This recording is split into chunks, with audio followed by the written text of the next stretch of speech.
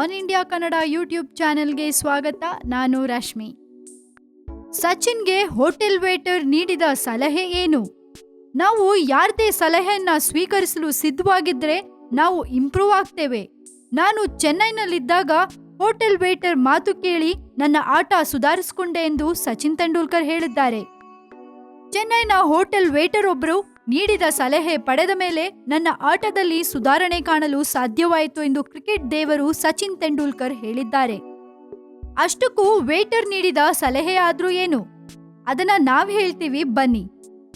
ಒಮ್ಮೆ ಹೋಟೆಲ್ ಒಂದರ ವೇಟರ್ ಆಟಕ್ಕೆ ಸಂಬಂಧಿಸಿದಂತೆ ನೀಡಿದ ಸಲಹೆಯೊಂದನ್ನ ವಿನಮ್ರತೆಯಿಂದ ಕೇಳಿಸಿಕೊಂಡು ಆ ಸಲಹೆಯನ್ನು ಆಟದಲ್ಲಿ ಅಳವಡಿಸಿಕೊಂಡಿದ್ರಂತೆ. ಈ ವಿಷಯವನ್ನ ಸಚಿನ್ ಅವರೇ ಹೇಳ್ಕೊಂಡಿದ್ದಾರೆ. ನಾವು ಯಾರದೇ ಸಲಹೆಯನ್ನ ಸ್ವೀಕರಿಸಲು ಸಿದ್ಧವಾಗಿದ್ರೆ ನಾವು ಇಂಪ್ರೂವ್ ಆಗ್ತೇವೆ.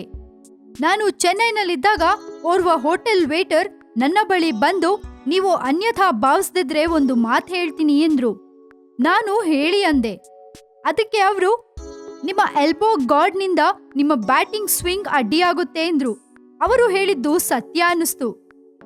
ಅದಕ್ಕೆ ಮುನ್ನ ನನಗೂ ಅದು ಅಸೌಕರ್ಯವಾಗಿತ್ತು. ಅವರು ಹೇಳಿದ ತಕ್ಷಣ ನಾನು ನನ್ನ ಎಲ್ಬೋ ಗಾರ್ಡ್ ಬದಲಿಸಿದೆ.